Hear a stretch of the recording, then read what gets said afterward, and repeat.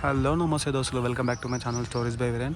ఈరోజు అయితే మనం జిల్లలగూడలో ఉన్న వెంకటేశ్వర స్వామి వారి ఆలయానికి అయితే వచ్చేసాం అనమాట. సో ఈయనైతే మత్స్యావతార వెంకటేశ్వర స్వామి వారు బాలాపూర్ ఏరియాలో ఈ టెంపుల్ అయితే ఉంటుంది. ఇంకా ఆ టెంపుల్ గురించి అయితే ఇన్ డీటెయిల్ తెలుసుకుందాం. ఈ గుడి ఎంట్రన్స్ అయితే ఇట్లుంటుంది అనమాట. ఇక మనం గుడిలోకి పోగానే మనకి ఎదురుగా ధ్వజస్తంభం అయితే దర్శనం ఇస్తుంది. చాలా పురాతనమైన ధ్వజస్తంభం ఉంది కాబట్టి మనం ముందు ధ్వజస్తంభాన్ని దర్శనం చేసుకోవాలి. అలాగే ఇంకేంటంటే ఈ గుడి మొత్తం పురాతన కాలంలో రాయితో కట్టారు కాబట్టి ఆ గుడి అట్లనే ఉంది. ఇక గుడి చుట్టూ మొత్తం ఇట్లా పురాతనమైన గదులు లాంటి ఆకారాలు కనిపిస్తాయి మనకి. ఇక మనం గుడి చుట్టూ ప్రదక్షిణలు చేసుకుంటే అయితే చాలా ప్రశాంతంగా ఉంటుంది గుడి చుట్టూ. ఇక స్వామివారి గోపురం అయితే ఇక్కడ మనకి బంగారం కలర్లో ఉంటుంది అన్నమాట. అలా ప్రదర్శన చేసుకుంటూ మనం ముందుకు సాగుతుంటే స్వామివారి గాలి గోపురం కూడా మనకు దర్శనమిస్తుంది. అట్లనే ఇక్కడ పాత చెట్లు కూడా ఉన్నాయి. ఆ పాత చెట్లు చూస్తే మనకు అర్థమవుతుంది ఈ గుడి ఎంత పురాతనమైన గుడి అనేది మనకి ఇట్లా అర్థమవుతుంది అనమాట. ఇంకోటి ఏంటంటే ఈ గుడికి వచ్చినందుకు ఒక రకమైన ఫీలింగ్ ఎట్లుందంటే ప్రశాంతంగా ఉందన్నమాట. ఇక మనం వెంకటేశ్వర స్వామి వారి ధ్యాసలోనే ఉండిపోతాం. ఇక మత్స్యావతార వెంకటేశ్వర స్వామి కాబట్టి మనం అన్ని గుళ్ళల్లో చూసినట్టయితే దేవుడు ఇక్కడ ఉండాడు, కొంచెం డిఫరెంట్గా ఉంటాడు అనమాట. ఇక అదనమాట గుడి గురించి, దేవుని గురించి. ఇక ఈ గుడి దగ్గరనైతే మనకి ఇంకా ఇక్కడనైతే వేణుగోపాల స్వామి ఆలయం కూడా ఉంది. సో మనం వేణుగోపాల స్వామి కూడా దర్శనం చేసుకోవాలి. అట్లనే ఇంకేంటంటే స్వామివారి కళ్యాణం కూడా జరుగుతుంది అనమాట ఈ గుళ్ళ.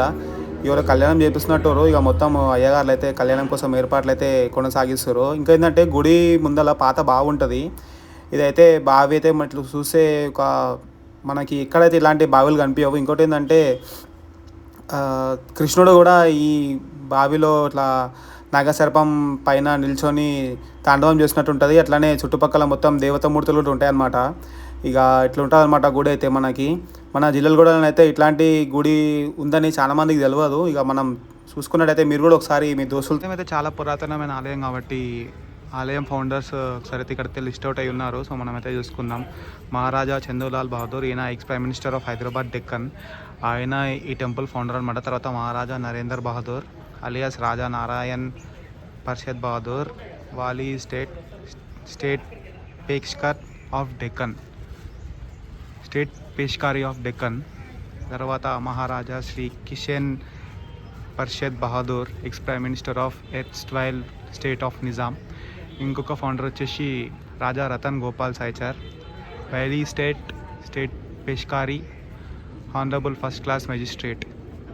అలాగే Raja Sanjay Gopal Saicher, founder family member chairman great grand son of Maharaja Shri Keshan Prasad Bahadur, ex prime minister of Nizam state. So వీళ్ళైతే ఈ టెంపుల్ ఫౌండర్స్ అనమాట. సో అప్పట్లో ఈ టెంపుల్ వాళ్ళ ఫౌండర్స్ అయి ఉండి వాళ్ళైతే ఇక్కడ టెంపుల్ని కన్స్ట్రక్ట్ చేసి ఈ టెంపుల్ మెయింటెనెన్స్ కానీ మొత్తం చూసుకున్నారనమాట. ఆలయం దగ్గర అయితే మనము ఆలయం దగ్గర హనుమంతుల వారి విగ్రహం చూసుకోవచ్చు. అలాగే హనుమంతుల వారి ఆలయం, అలాగే శ్రీ వెంకటేశ్వర స్వామి వారి మెయిన్ ఆలయం కూడా ఇక్కడ ఉంటుంది. అలాగే ఆలయం పక్కన మనకి పురాతన బావి కూడా ఉందన్నమాట. సో జిల్లలగూడ గ్రామంలో ఈ ఒక పురాతనమైన ఆలయం ఆల్మోస్ట్ మనకి 500 సంవత్సరాల పాతదని కూడా చెప్తారు. కాబట్టి మీరు ఒకసారి మీ బంధుమిత్రులతో ప్రతి ఒక్కరితో వచ్చేసి ఆలయ దర్శనం చేసుకొని శ్రీ వెంకటేశ్వర స్వామి వారి ఆశీస్సులు పొందాల్సిందిగా కోరుతున్నాము. అలాగే మనం ఆలయం దగ్గర శివాలయం కూడా ఉంది. ఒకసారి వెళ్ళి శివాలయం అయితే దర్శనం చేసుకుందాము.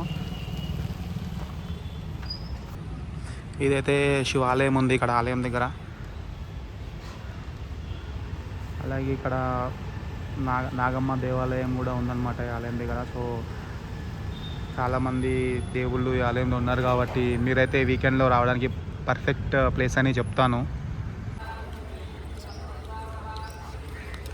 గుడి బయట అయితే మనకి ఈ విధంగా ఉంటుందన్నమాట. స్వామివారి గోపురం కానీ ఆలయ గోపురం చాలా పురాతనమైన ఆలయం కాబట్టి అప్పట్లో ఇలా ఆలయాలని మొత్తం రాతి కట్టడంతో తయారు చేశారు కాబట్టి ఇట్లా ఉంది. అక్కడైతే రథశాల ఉందన్నమాట. స్వామివారి రథాన్ని అయితే ఇక్కడ పెడతారు. ఇది మొత్తం బయట మనకి ఓపెన్ ప్లేస్ ఉంటుంది. నేను ఒకసారి చిన్న ఉన్నప్పుడు అయితే ఒక పెళ్ళికి అయితే వచ్చిన, ఈ గుడిలో పెళ్ళి జరిగిందనమాట. అది నాకు చాలా బాగా గుర్తుంది. సో మనం ఇప్పుడు ఆలయానికి ఎదురుగా అయితే రాములవారి ఆలయం ఉన్నట్టుంది. ఒకసారి అయితే మనం వెళ్ళి దర్శనం చేసుకుందాం.